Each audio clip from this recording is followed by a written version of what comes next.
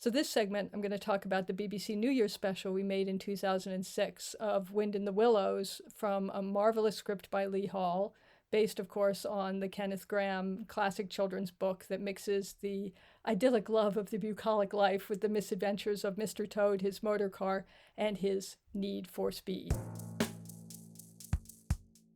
For those of you who haven't seen it, it stars Bob Hoskins, Lee Ingleby, and two of my Whovian favorites, Matt Lucas and Mark Gatiss. It was filmed in Romania in 2006, and as Romania looks nothing like the lush countryside of England, and 2006 looks nothing like the early 1900s, I had this amazing creative team, in particular the genius production designer John Henson and the glorious costume designer Vin Burnham, plus the help of some very well-executed visual effects. John Henson and I spent a lot of time working on the look issues because not representing the bucolic countryside of Kenneth Grahame's musings would have been a complete failure to the book. But instead of starting with the big questions of how we decided to anthropomorphize Badger and Toad and Ratty and Moley, I wanted to start on something less obvious but a huge challenge, because one part of the book that is very important is the changing of the seasons. Yes, the script takes place over all 4 seasons, and no way in hell were we shooting for a year. So what are you going to do? In the script and in the book, there are simple descriptions such as spring turns to summer, etc. So I wanted to come up with an elegant way to do this. Fortunately, Lee Hall wrote 2 of these transitions with specifics that were actually executable descriptions. And for those of you who have not studied screenwriting, an executable description is one that means it is actually filmable, not just a concept or literary conceit. But spring turns to summer is not really an executable description. So our job was to come up with ways to make it one. But we did have a marker, which was fall to winter, which Lee described as, Mole looks up and sees a leaf fall from a tree. As Mole watches the leaf fall, it seems to magically transform into a snowflake. At the same time, the woods quickly falls into darkness and suddenly a snowstorm envelops everything. This description was what inspired John Henson and me to come up with all the other ones. So let's start with the one that was the least defined, which was summer to fall, which was just described as the end of summer. We wanted to find a way to show the beginning of the fall, and we thought that seeing the corn plowed in the field was a good way to do that. Oh, this is dreadful. Come on, Moley. He's not really going to buy another car, is he? We relied heavily on focus to make the transitions work. In this case, we had a lock off of the cornfield, shot that plate, and then racked focus to the foreground. And just like a classical magician's ploy to keep your attention to something else, we then were able to transition to the plowed field. The twig in the foreground was shot separately on green screen. We plowed the field and walked Rat and Mole through it. Fall to winter, I really wanted to showcase the storyboard that the Romanian storyboard artist Șerban did for this shot.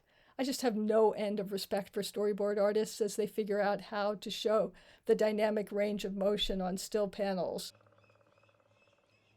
The fall leaf turning into the snowflake is used to mask the 2 types of trees and the different locations and take us seamlessly between them. The fall tree had green leaves that were colorized. The leaf was digital for the transition to the snowflake, and the other tree in camera move was matched on the Wildwood set. My one disappointment here was that when I graded the scene, the leaves were a rich red, and I loved that look. And when the DP came in and got to do the final grade, he tweaked it to this anemic yellow, and I'm still disappointed. In those days, everyone was scared of red. They thought that it would bleed in the final printing or when shown on TV, and so they were always desaturating it. I had this problem also in Freddy's Dead, and I'm about to show you a shot from Freddy's Dead where they did exactly the same thing, where the transition into the dreamscape was a beautiful red, and then in the ultimate video transfer, they took all the red out, and then the big change in the transition was taken away. So the dreamscape world here was a deep red, so the night to day transition was much, much stronger, and it was just much more effective. Sigh. And it's not like I hold on to these disappointments. I mean, it's not like it's 30 years later from Freddy or 20 years later from Wind in the Willows and I'm bothered at all, but there's a little leakage in my heart on these ones as well. It's just that you work so hard and you can't get that final back. And I just look at the shot and all I can see is the beauty of the one that I remember, not this anemic yellow one. So moving on to spring to summer, and actually this was completely wrong in the script, which is it said the end of summer when it's actually the beginning of the summer. I really wanted to have a willow tree for obvious reasons. All along the backwater, through the rushes tall, ducks are a-dabbling up, tails all. And what better transition than a blooming flower? The flower was all digital, and again, we just made use of focus shifts to bring in Rat rowing down the river. Transition of winter to spring, in this case, Lee Hall gave us some more information. The camera moves upward through the winter soil to reveal the spring day outside. Note that you can see in the storyboard that we actually storyboarded exactly like this, and I can't remember exactly why we didn't shoot it that way.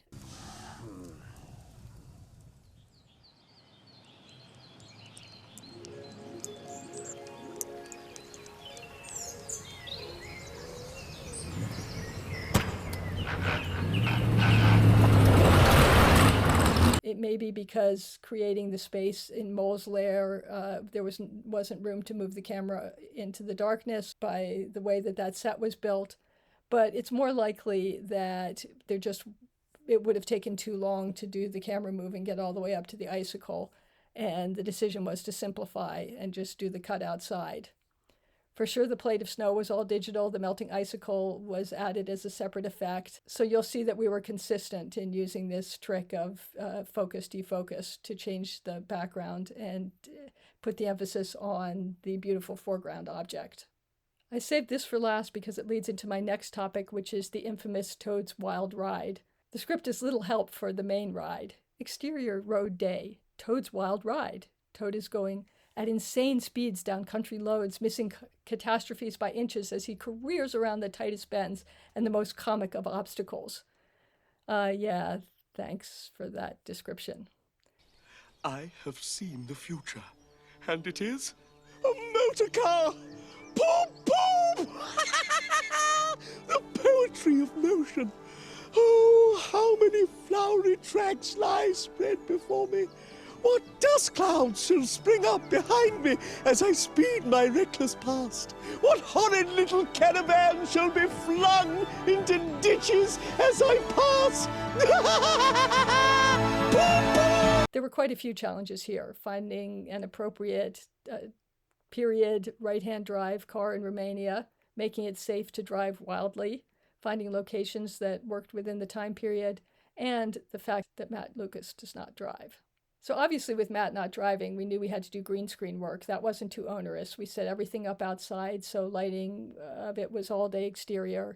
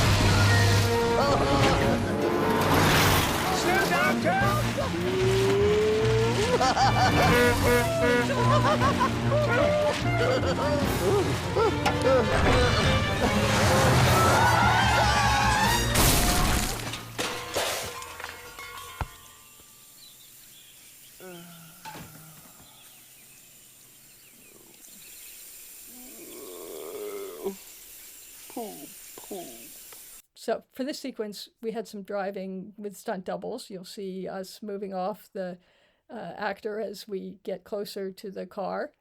But I came up with this idea that if we could use a circular roundabout, that would mean that we could do the maximum number of shots with the minimum amount of travel for the camera. So and we knew that we weren't going to be allowed to do any tow rigs on the period cars.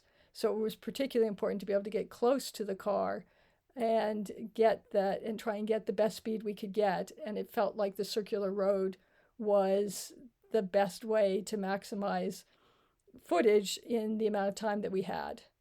And that also put us in that beautiful position where John could pre-set up a crashed car for us so that we could reveal Toad's accident. One disappointment I have in the sequence is that when we were in the marketplace, that's when it would have been so awesome to have a week to shoot a Buster Keaton type segment of stunts and near misses. But of course that would have required lots of stunt players and market stalls and that could be destroyed. And in particular, we couldn't damage the car, so we couldn't do it anyway. But what we worked on was the idea that Toad was having a grand old time. There were several other Wild Ride type segments in the script, and we were strapped to figure out how to make them different, especially given all our limitations. And I remember sitting with John Henson and asking if maybe there was a racetrack we could shoot at so we would have a different look to the circular convenience of a place to shoot. And him looking at me and saying, well, maybe we could create this fantasy sequence. And that's where we came up with the idea of making this sequence all in Toad's mind. And I really love this drawing John did to represent the idea.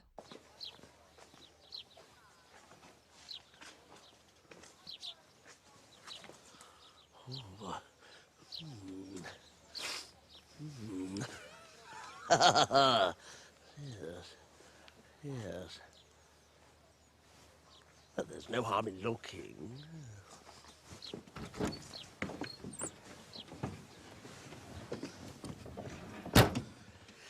Yeah. I wonder if this is a sort of car that starts easily. Yeah.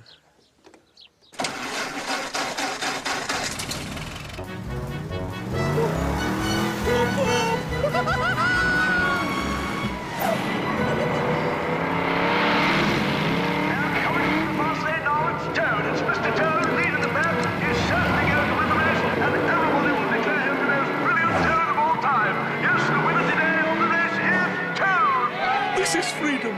This is living. This is propulsion into the modern world.